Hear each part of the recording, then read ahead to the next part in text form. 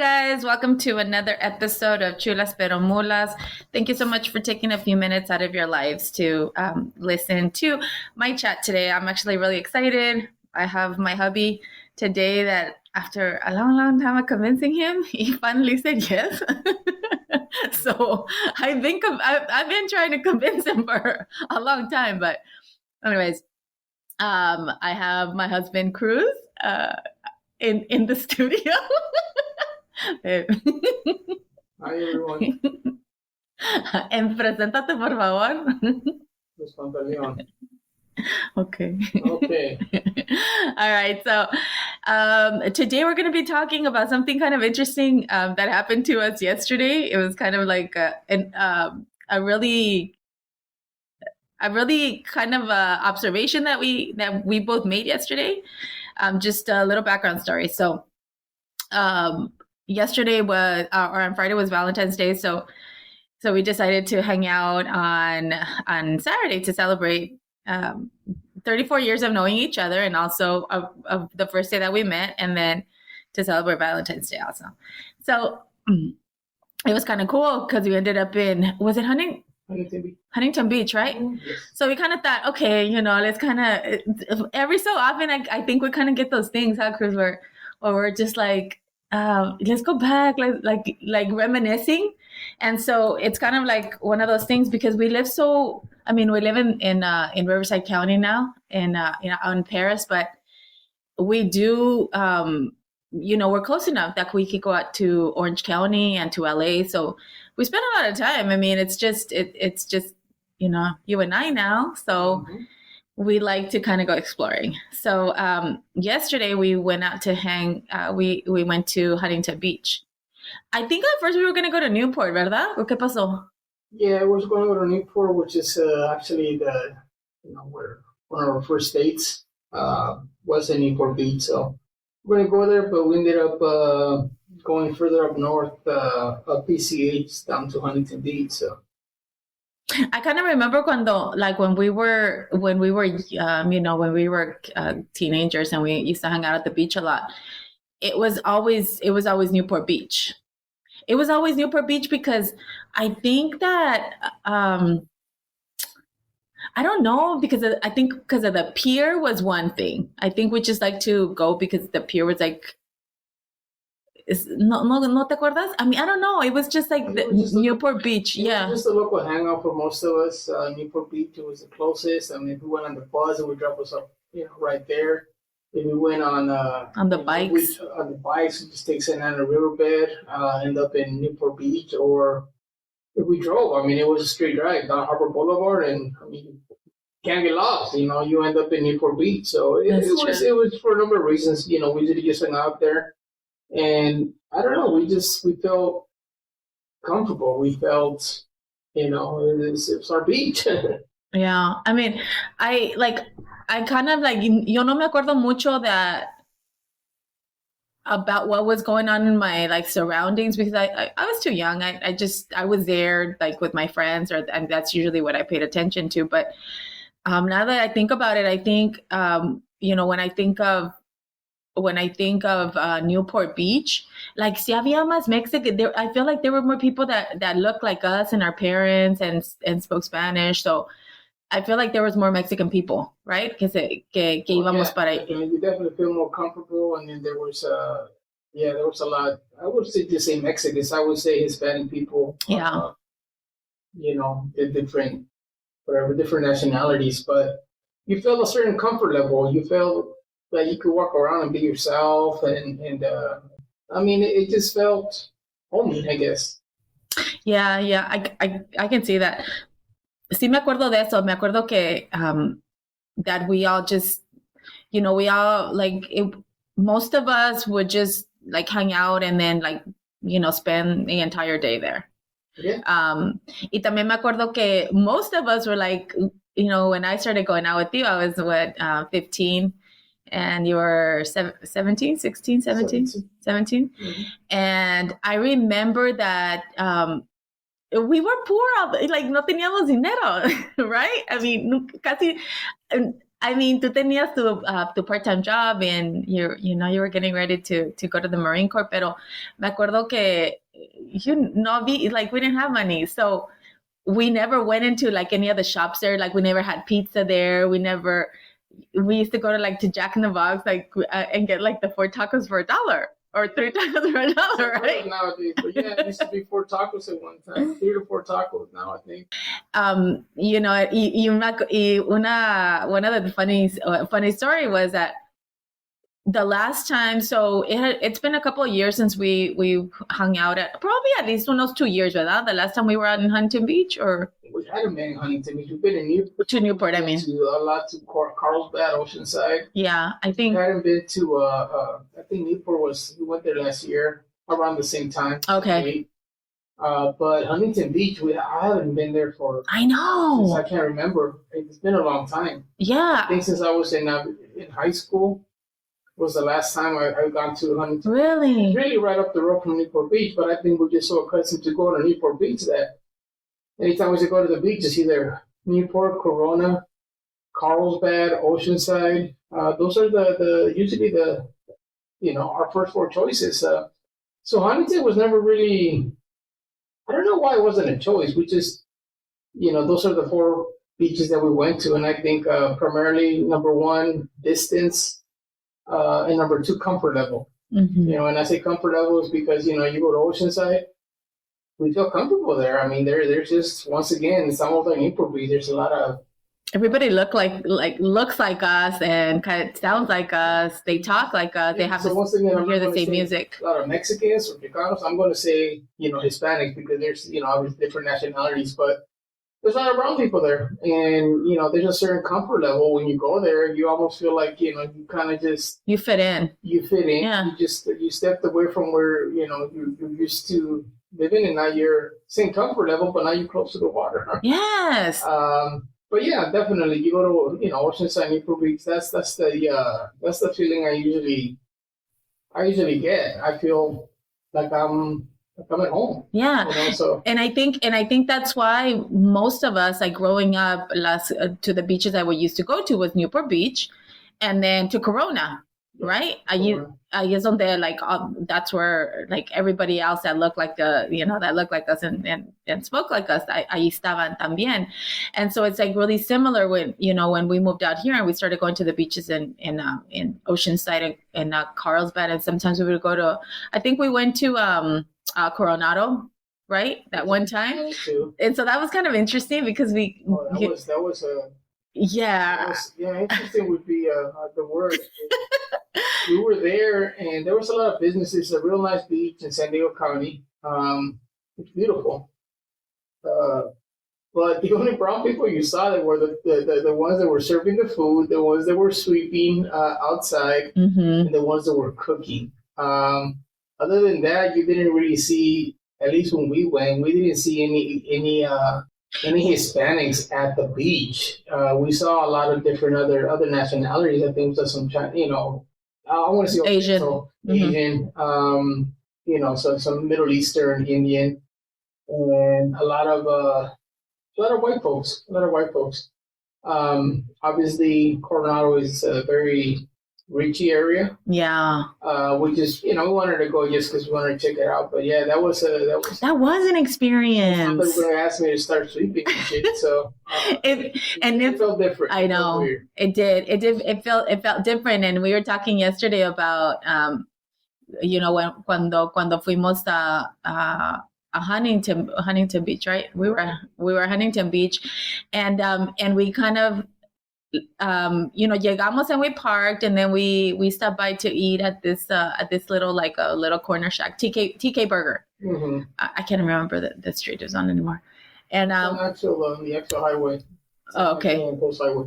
So we stopped there, and we had a bite to eat, and then we were just walking around, and we noticed I noticed it, and then I think you noticed it too. But until we came home, we started talking about it. How it kind of felt a little bit like Coronado, didn't it? Coronado / Carlsbad. Coronado, exactly. Yeah. It's a very beautiful beach. They're beautiful people, but once again, it is primarily, for whatever reason, the the primary ethnicity you see are pretty much they're pretty white. Yeah. And there's obviously there's nothing wrong with that.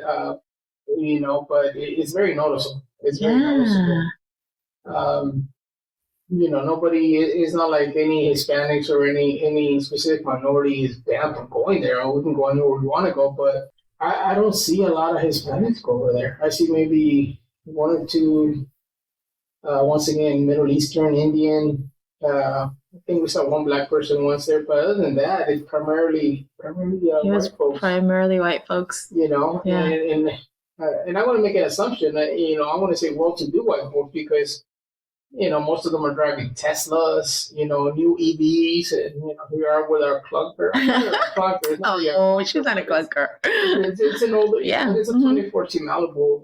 It's in decent shape, but compared to other cars, we're like, oh man, I didn't think I know. I felt like I wouldn't say less than, but I felt like, man, not as comfortable as we do when we go out to when we go out to Newport Beach or when we go to Oceanside. It doesn't feel like that comfortable. I don't know. It did feel like we were talking about. We both mentioned that it felt like there was an invisible line, right? Like there's always been this invisible line. Yeah. It's like we can go there.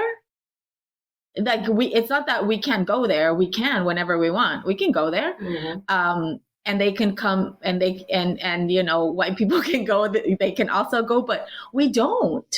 Well, yeah, you don't see a lot of white people going on Santa Ana and going to the taco trucks, No, yeah. I mean, if we're there in Santa Ana, what do? First thing we look for is, hey, taco truck. That taco truck specializes in the barbacoa. That one specializes in seafood, mariscos, whatever. But we know the spots in Santa Ana, but yeah, you don't see a lot of white folks in Santa Ana.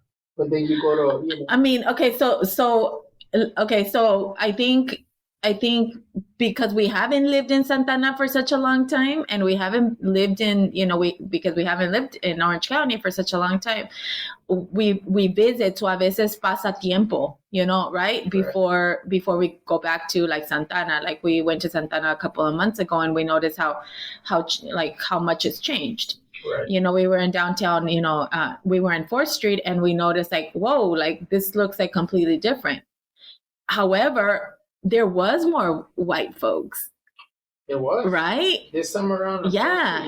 And I was like, I was taken aback when that I was just like, that was different because that wasn't something that like when we grew up, it was primarily like Santa Ana was for Mexico. It was Mexican. It wasn't even like a lot of other nationalities. No, it was primarily Mexican. Primarily Mexican.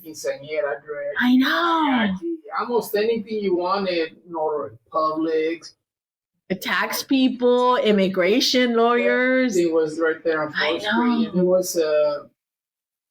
was a design, or not design, but it was targeting, obviously the Spanish speaking folks, primarily Mexican. Yeah. So yeah, we went there a few months ago, and it was a big change. It's very, very hip. Right. Very hip. Very gentrified. Gentrified. There's a lot of shops there. I know. There's a lot of. It's similar to a lot of the other establishments that you'll see, like in the higher end, like LA neighborhoods, or when we went to Huntington Beach, or even Newport Beach. Yeah, I did. So there's a lot of shops where there's day drinking. So there's a lot of day drinking. We didn't see when we went because it was cold that day. But yeah, it's definitely changed. It seems like it's geared. It's targeting younger, like the millennials and the Gen Zs. Yeah, so it's targeting a younger generation, and it's. I mean, maybe not even the millennials, because some of them are already older. But maybe maybe the Gen Zs. Well, we saw a lot of young people there. There was, and there was different nationalities as well. Mm-hmm. So, whereas before you didn't see that many Asian folks, I saw few Asian folks there. I saw a lot of white folks. Obviously, there's a lot of art on 4th Street. I know, that was beautiful. So there were some people that were there. Some white folks taking pictures of the art. Some people call it graffiti. I mean, to me, with the way it was painted, it was art. It was art. It was definitely art. I mean, even graffiti is art, but that's just my opinion. There's some forms of graffiti that are art. We definitely notice a difference. Yeah. So those better washes we've been there, it's changing. Things are changing. Yeah. They're geared more towards the younger generation. Yeah. And so entonces, I mean, what happens to I mean, I think it's a valid question, because I think about it. I'm like, y toda la raza, y toda, what's gonna happen? Like, what's gonna happen to them? Like, where are they supposed to go? Because it almost feels like all these really expensive high-rise apartments are being built in Orange County. It's kind of like what I noticed. I mean, we know that the housing market is really expensive in Orange County now. Pero sí se miran como a lot of ¿verdad? Even on Harbor Boulevard, when we drive, Harbor and First, I mean, it looks so different. There's apartment complexes, but everything's going up. Yeah, everything's going up. Everything's going up. Right? Mm-hmm. And so is the price. And so is the price, yeah. And so, I mean, it's kind of interesting, when we go out and look at some of the places where we grew up in and we hung out in, y que ahora que it's so much, the disparity is a lot more noticeable now than it's ever been, mm-hmm. or at least, that's what I can observe, because I mean, cuando estábamos chiquillos, pues como te digo, no nos fijábamos en eso. Nosotros íbamos, we had another purpose. Our purpose was to go and have fun and play and be kids, right? So we maybe didn't notice that much, maybe we didn't pay that much attention, but it's pretty fucking noticeable. It's noticeable now. It's noticeable. It was noticeable back then. I mean, to me it was. But I think if you're an immigrant, a lot of times, whether you have documents or not, it's tougher to find, decent paying jobs. That being said, I think everybody's in charge of their own future, their own finances, and they can achieve whatever they want to achieve, mm-hmm. if they want it. Mm-hmm. It's just getting a little bit harder than it was before. Opportunities are becoming less and less. So. Yeah, the opportunities are less, mm-hmm. for I want to say Mexicans, because I think Santana has a very large Mexican population, but I want to say for a lot of Hispanics, it's getting harder either to make a living, make a payment. I mean, even to get an apartment. I think over there right now, if you get a 2-bedroom apartment at the low end, you're paying $2,500 or $3,000. I mean, that's on the low end. I know. I mean, I'm pretty sure. I mean, no vivimos allá, and I mean, we're all out here, but I think rents are pretty ridiculous out in Orange County, right? I just think that they're pushing out a lot of the Hispanics. They're slowly pushing them out, just because it's changing. It's changing. So, entonces, where does that leave our people? Where does that leave Mexican American people that have immigrated and been here for so many years, and now they can't afford, they can't afford to live in the same place? I mean, where does that leave them? What happens? What's going to happen with them? Well, it's an unfortunate reality, but that's a decision they have to make. What's best, but especially if you have a family, you have to sit down and you have to have a serious conversation about where to go next, what to do next, because honestly, it's getting out of hand. And when we sold our home in Orange County, we sold it, and when we sold it, we had a conversation, and we realized we're not coming back to Orange County. Yeah, I remember that. Yeah, we had a that was something that was put on the table. Sí, me acuerdo de eso, que we knew if we go that we're not going to come back. Yeah. We can't come back to Orange County. At least not to. And that was how many years ago? 20 years ago? 2005, yeah, 20 years ago. Yeah. 2005, and we're it's not, I mean, I guess if you really want something, you can go ahead. I love Orange County, but I'm not going to go out there and have 2 jobs just to be able to maintain be able to pay a mortgage, mm-hmm. or rent. I mean, I'm just not. At this point, I'm not willing to do that. Now that our girls are gone, it's just you and I. I'm okay where we're at now. But yeah, when we left Orange County, we told each other we're not coming back to Orange County. Mm-hmm. Well, we couldn't. Very unaffordable. Yeah. Mm-hmm. And to this day, I mean, when we came back, we didn't even look in Orange County because it wasn't like feasible anymore. Yeah, I recall that. I mean, yeah, like obviously a lot of things have changed in 20 years. Mm-hmm. I mean, the home prices is just one of the things that has changed. But I also like lo que sí me fijo and what I pay attention to is that that gap is getting like wider, when it comes to like disparity, like se está sintiendo como like more, like it's more becoming real. Well, I think the middle class is starting to disappear. That the gap is getting wider. You either rich or poor, whereas mm-hmm. before you were, there was a bit of a kind of a stepping stone. You're poor, but you can get to middle class, and sometimes you reach, the elite status where you're rich, you're well-to-do, whatever. You started your own business, you got a good job, whatever the case may be.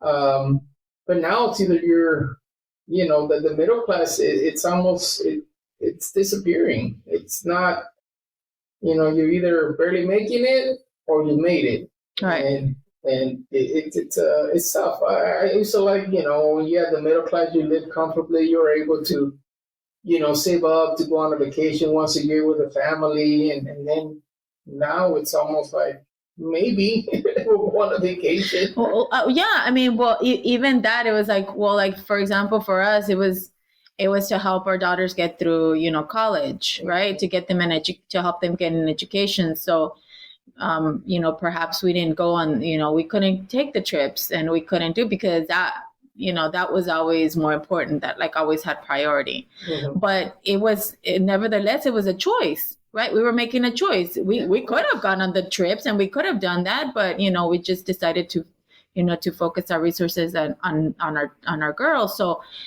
pero ahorita ya no, like, I feel like those choices are like slowly, like they've been slowly, being taken away from us, right?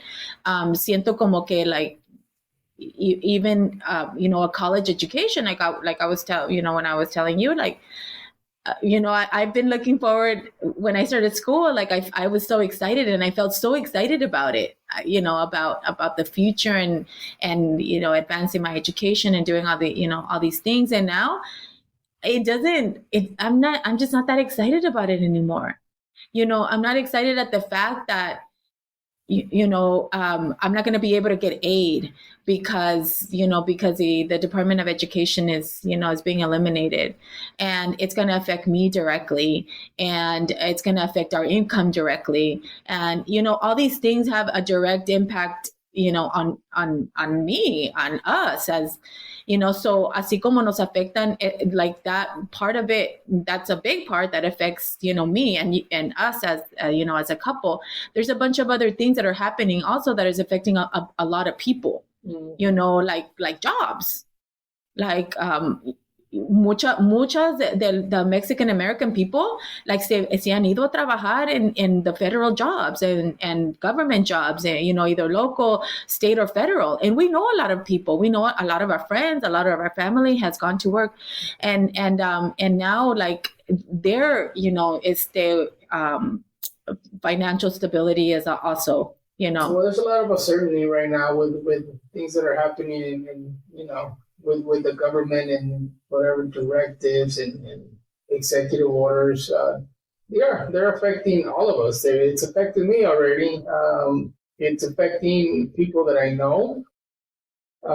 So it's almost like we have to wait and see what the outcome is going to be before we make a decision, because it's almost like if you make a choice now, later on, it might be rescinded. So to a lot of the federal employees that went in there thinking, oh, yeah, this is a great job. I'm in it.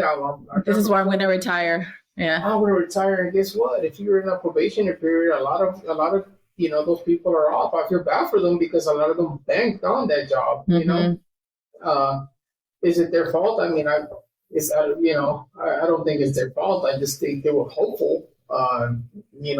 This is an unfortunate reality, what's happening right now. So we have to make adjustments.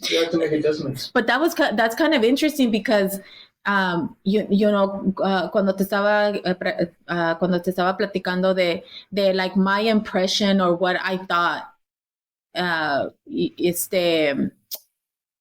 como tener my perception of having a government job was always like, oh my gosh, if you get a government job, ya lo hiciste. Like, you know what I'm saying? It was like this big, like you just won this big prize. Mm-hmm. And I honestly, now I look at it and I'm like, where did that come from?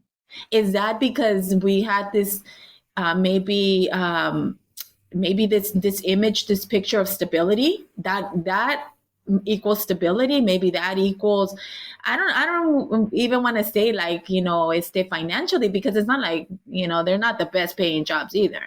Some of them are not the best paying jobs, and you have to be there for a while before you get you get to the position that you want to get and whatever. And so there's a process to it. It's not también tan peladita, it's never like that. And I don't know. I mean, it se oía like a lot better. And then when I got there, I was like, this isn't it. Like, this isn't it.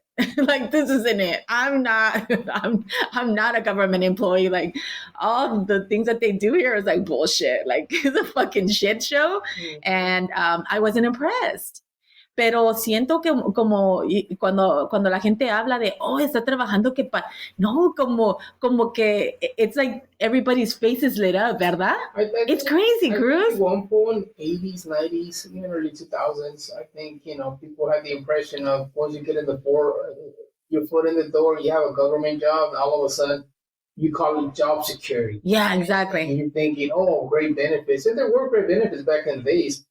Now I look at some of the benefits, not only in the private sector, but in the government sector. And you know what? They're not as good as we thought they're. I know. Paying a lot out of pocket. Yeah. And it's not a, I mean, to each their own. If that's what they choose to do, then that's fine. But there's not a lot of glamour. I believe there was. Yeah, I think so. It was like glamour. It's like, oh my gosh. At one point there was. Yes. Like I said, you had job security, you had benefits, you had pension. And now those things are slowly disappearing. And not just for, Hispanic, I mean, just in general, period. Doesn't matter what race you are. I think, on the business side, you have to make a choice of if this is what I want to do or not, Yeah. It's a personal decision. Yeah. You have to weigh along with your family. But, we know some government employees, and they make decent money, the people that have been there a long time. Right, If you haven't been there a long time and you're starting, I mean, look at what's happening. A lot of them are, see ya. Especially federal employee. I know. I mean, I know it was awful. It's like, it's horrible, like, to see that, because, yo pienso que, a lot of people thought, I'm just going to retire from here. And if they've been in that position for, quite some time, and now they have no job, and they have to go and find, work somewhere else, it's going to be difficult. It's, the transition, from going to government to private, it's like really different. Yeah. It's very, very different. So I don't know. I feel this is going to have a bigger impact than that we think, that we know. Yeah. We're just waiting. I'm just waiting for the other shoe to drop. For the dust. I'm going to say the dust to settle based on all these executive orders and everything that's going on. I think one of the biggest items on the table, one of the topics on the table, is a lot of the immigrants that they're trying to deport from, everywhere. Right. So my question to the government is, who's gonna pick the fruits and vegetables? Honestly, and I'm going to say this from my personal experience, I worked in the fields. It's not easy work. I picked grapes. I worked in the fields in Arizona, melons, watermelons, picked them too, loaded them when I was younger. And I never saw a white person there in the fields. Mm-hmm. It was always immigrants, a lot of them illegal. but I never saw a white person pick them. So now with all these deportations and everything, all these orders in place, my question is, how are you going to replace all the workers? Mm-hmm. You have to create a program because honestly, productivity-wise, nobody wants to do that kind of work. It's fucking hard work. It's hard work, and it's people that come from other countries. I want to say Mexico primarily because the majority of people that I work with in the fields were Mexican. Mm-hmm. All of them were Mexican, but a lot of people don't want to do that kind of work. So I'm like, how's that going to happen? Well, are the ranchers going to let their fruits go to waste, their vegetables go to waste? The grapes. Yeah. So I'm just kind of curious. That's what I'm saying. I'm waiting for the dust to settle to see what the solution they're going to come up with. Because honestly, and I'm not knocking on any race. I haven't seen any white people. I haven't seen any black people. I haven't seen any Asian people out there working the fields the way, where I worked at. I never seen them. And production wise, I don't think they'll have the same output.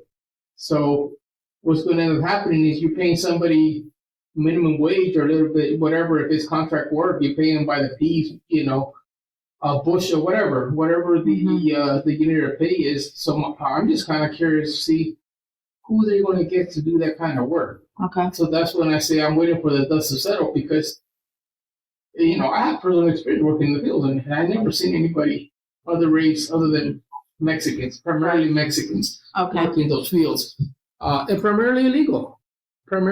So, and a lot of times it's because those, a lot of those immigrants, they just come here. They want to just work. They want to make their money. They want to send some money back home. And contrary to popular belief, a lot of them will still file taxes. They'll get an EIN number, whatever, and they still file taxes, to show a record that they were here. So I don't know. I'm just curious to see, like I said, when the dust settles, how some of these challenges are going to be approached by the government, or if some of the farmers, ranchers are going to go up to have meetings with government and talk about these challenges, because there's got to be a solution. And I mean, I'm not knocking anybody. I mean, you could maybe get, some white folks, some black folks, some Asians to fill that gap. I don't see it happening for the same reason that I never, since I've been here and I work in the fields, and I never saw anybody. Okay. So I don't know. I see that as a challenge, I see that as a challenge moving forward. So that's what I mean. I'm just sort of waiting for the dust to settle with all these executive orders coming through. No, esos trabajos lo hace la gente por necesidad, right? Right. So se hacen por necesidad. Like, it's backbreaking work. It's the kind of work that, que no cualquier persona lo puede venir a hacer, obviously. Mm-hmm. Without any of them being here, like, se miraría como like, fuck, like nosotros diríamos, fuck no, my kid isn't gonna do that kind of work. Like, fuck no, my kid isn't illegal, because entre nosotros mismos nos decimos lo mismo. Like, yo tengo papeles, yo no necesito ir a hacer esa clase de trabajo. Like, I don't need to, because I'm legal, and then you wash your hands and you're like, I'm gonna go do something easier because only the illegal people do that job. Mm-hmm. But without any of the illegal people being here, like, do we take over these jobs? Are we gonna be expected? Do we expect our kids to take over these jobs? Like what's the solution to this? Because it almost feels like it has to come from us. Like, we are, like, it's our hands that do this job. It's primarily the Mexican people that do these jobs. It's going to be a different atmosphere. It's not going to be nobody that's been here for a while, or even our kids. If they weren't out already doing their own thing. It would be a choice for them, but why would they want to work in the field? Exactly. When you're getting $20 to work to flip burgers at McDonald's, or whatever, a fast food restaurant here in California that has 20 or more franchises. You're getting paid $20 an hour. Why would you want to go work under the sun, rain, whatever, working with the elements, why would you want to do that? Why would anybody want to do that? Mm-hmm. You know, a lot of people that did it, they were illegal and they did it because, you know, hey, I'm just here to work. Por necesidad. Yeah, I'm here to just feed myself, send money to my family in Mexico, and then after I'm done, I'm out of here. You know, so you have a lot of people that come, you know, across the border, and I'm going to say it illegally. You know, they'll cross the border illegally, and then they'll just come here. They come here to work and provide, and that's it. They don't care what kind of work. Could be that. Could be janitorial. Could be, you know, whatever. Working in the service industry. I mean, hell, how many times have we gone to, you know, eat sushi? Who's making the sushi in the back? They're Mexicans. They're not even a rental. I mean, would you go to Italian restaurants? Who's in the back cooking? Usually it's usually Mexicans. Yeah. You may have an Italian chef back there. Or some kind of Latino, yeah. Yeah, but for the most part, who's washing the dishes? Who's waiting on most tables? They're barely Mexicans, you know, or Hispanics. I'm going to go back to say Hispanics because there's a lot more immigrants than just Mexicans. Yeah, there's a lot more immigrants. So I'm just, you know, but in general, it's some of these jobs are going to be a big void, and honestly, they're going to have to do some kind of reform. They're going to have to adjust the pay rates. They're going to have to adjust a lot to the point where it's going to affect their margins. And like I said, I'm just curious to see how they're going to fill that void, because it's going to be a big void to fill. Okay. And I don't think that it was given much thought to that decision or those executive decisions at that time. You know, hopefully, you know, I want to say they'll work on a solution, but at this point, their solution is just to get all the illegal immigrants out of here. You know. Now that being said, I'm okay with getting illegal immigrants out of here. The ones that have criminal, you know, extensive criminal records or violent criminal records. You know, that's fine. You know, if they're here illegally and they're still committing, you know, crimes. Yeah, obviously, do you really want to be here by committing those crimes? To me, as an individual, it doesn't be any race. No, you don't really want to be here. So get them out of here. I'm okay with that. You know, you don't really want to be here. You're not doing society any good. So yeah, but then there's a lot of good people here that just want to work. They just want to work. They, you know, they keep a low profile. They do yard work. They do things that most people wouldn't do, especially a lot in the service industry. They'll do a lot of work that many people, you know, don't want to do. Yeah. So I'm just curious how they're going to fill that void. This is just an interesting. Let me ask you a question. Like, do you still think that that people still believe in like the American dream? Is that like a thing that's still right now? Like, I think is that still alive? You know, I once again we go back to, you know, if there was a middle class, there was a chance. But right now, you're either poor and you're just struggling to, you know, you pay your bills, or you're rich. You know, you start a business, or you got a real good paying job and you're well off. It can happen, but I don't think it's as achievable as it once was. Okay. You know, I think it was achievable up to maybe, I wouldn't say the 90s. The 90s was still, I believe, was a realistic goal. And right now, I mean, we're starting to see it in our neighborhood. You know, we're starting to see where it's a decent neighborhood, but now we're starting to see a lot of multi-families in one home again. Okay. You know, typical like something you see in Orange County a lot of times, because people, you get 2-3 families in a home, so they're able to pay the rent or mortgage payment, whatever that may be.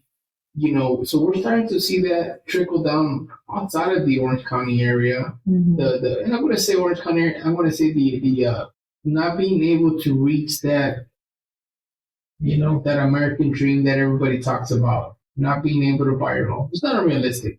It's just harder to come by. Right. It's not balanced anymore. Nope. You know, so, you know, I think even making the choice to, you know, have, to have children, and once people get married, and I, cuando miramos que young couples are choosing not to have children, it's interesting, right? It's a choice that they're making. Like, we don't want to have, because we can't afford it. Like, our kids are expensive. Yeah, they're expensive. They're expensive, so they rather have a pet. It's not that they don't love, and it's not that they don't have the ability to love, but think about it. It is like, you sacrifice, when you have children, everything goes for your children. And that should be like, time should be the priority, right? Yep. So, it's really interesting. I mean, like, where do you see this thing going, or like, what's your opinion as far as our people? Because, what I try to focus on is, is our ethnic group, and how it affects our people, and I'm always interested to see, to understand the disparity that I see, because it's just becoming like, it becomes more and more obvious. It just becomes more and more obvious everywhere we go. If we pay attention and we're observing, we can see the differences, and we can see those invisible lines. Like, it's these invisible lines that we created, I think, to keep us safe. And then now it's just like, oh, that's just where it is. Like, everybody kind of stays on their lane, and everybody kind of stays on their own side, because we just feel more comfortable being around, a certain group of people. We feel more comfortable being around our people, where everybody cooks something similar, or everybody's listening to very similar music. Things like that. And we became accustomed to these invisible lines, right? And so, I don't know, like, I'm curious, to see, like, to understand, like, how this could all be like something good. Whose idea was it to believe that this was something good? Because all I see everywhere I turn is division. I see it amongst our people. I see it amongst our people and other ethnic groups. Like, it's division. Even though everybody's like fighting, for it, not to be what it is right now. I feel like there's like a lot of work to be done, because no más entre nosotros, we can't get it together. We can't unite. And so how are we supposed to become stronger as a people if we can't even, si no nos podemos poner de acuerdo? Okay, we're all Mexicans. We it doesn't matter how, what generation you've lived here, you're still Mexican. Your roots are Mexican. Your roots are from Mexico. We all come from the same place. Well, I'm big on, you hit them where it hurts. Yeah. You hit them where the bottom line, because we're a big part of the economy. So, get together, find out, okay, yeah, I know there's some movements. I think there's one going on the 28th of this month, where they're asking all primarily Mexican Americans, obviously, or immigrants, all legal immigrants. They're asking them all not to shop that day. Mm-hmm. Because they want it's another like boycott day. It's a sort of a boycott day where they just want to say, hey, hit them where it hurts. The bottom line, you hit them.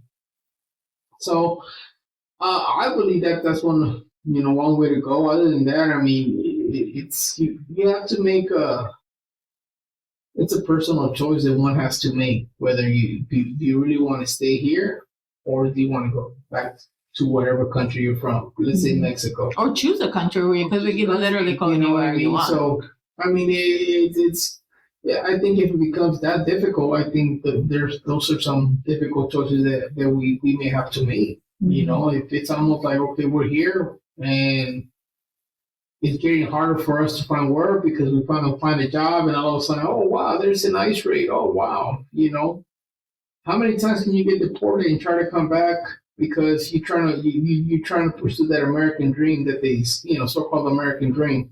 Mm-hmm. How many times can you do that?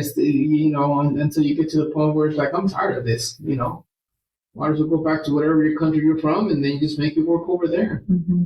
So let me say this, just before we end, because the Mexican president has said that she welcomes all Mexicans with open arms.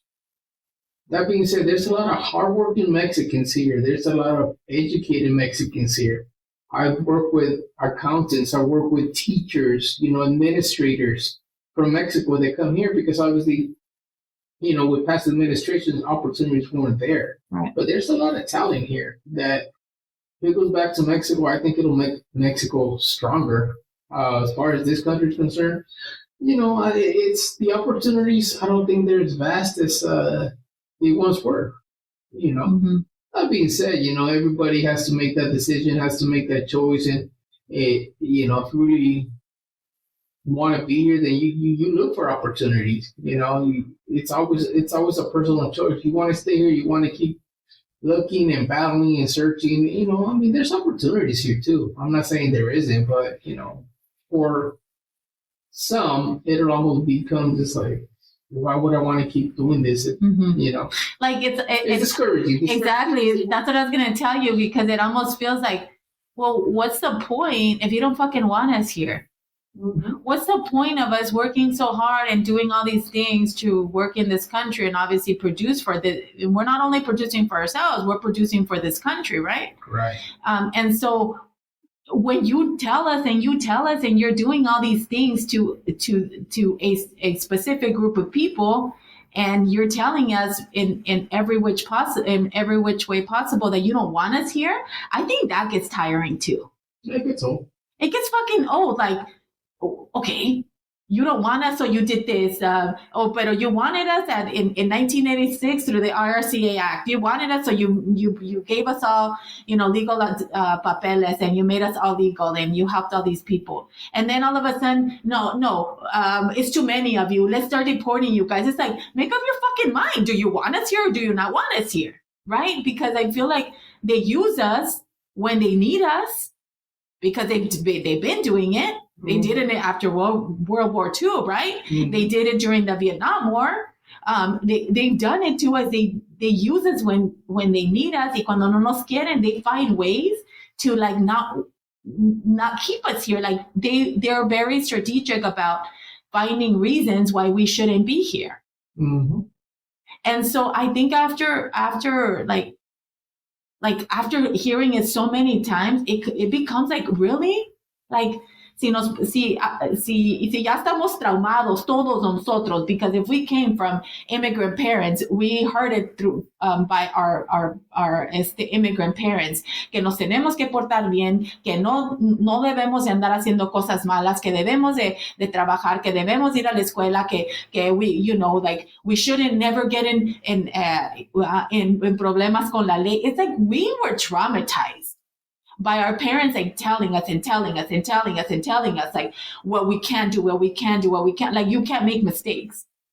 Like literally the message I heard throughout my life was tienes que tener mucho cuidado, no pueden porque before I became a citizen, I remember que tienes mica y te la pueden quitar. I'm like, so you can't make mistakes? You can't make mistakes. Mm-hmm.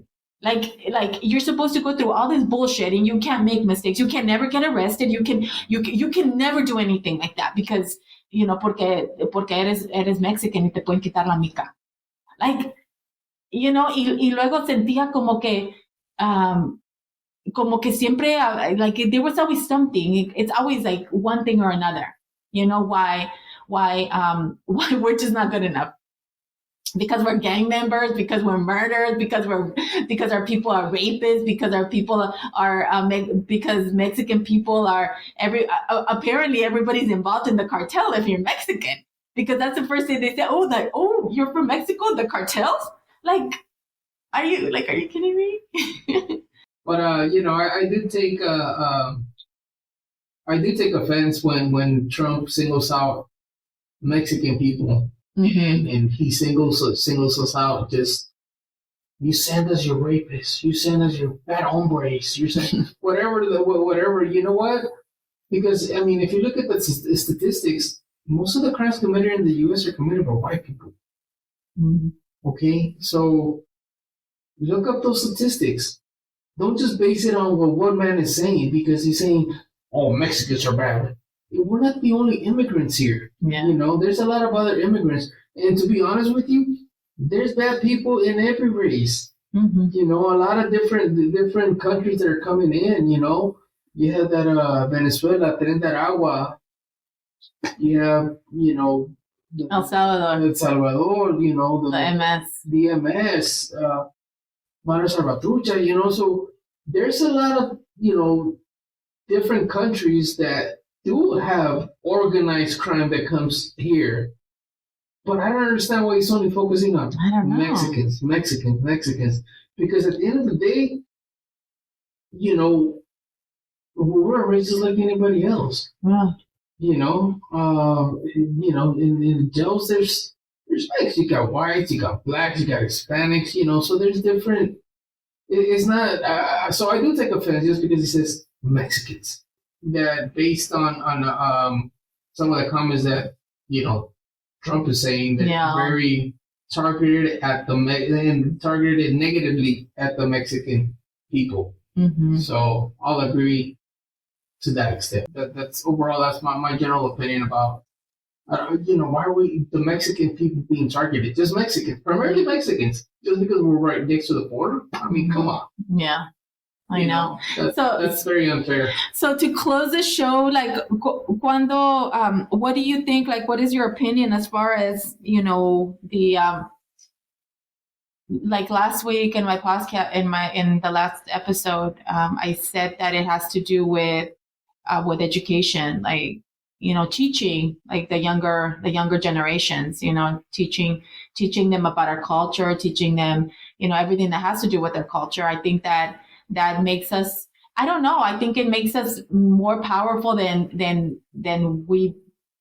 people like understand, right? Mm-hmm. Because I mean, it's the knowledge is strength, right? Knowledge is power. Entonces, si sabemos que alguien ignorant está, you know, is talking shit on us and talking like shit, you know, and we know it's shit, but we don't have the ability to defend ourselves with words, then I think there's a problem there, you know? And I think instead of doing it like peleándonos, proving to them that we are what they say we are, you know, I think I don't think that's beneficial for us. So yo pienso que education has to be important at this time, because education is like what's gonna help us debate, and education is what's gonna help us like become more tolerant también. Because if we can have a conversation with somebody and basically tell him to, you know, you're saying fuck you in a very diplomatic way, then that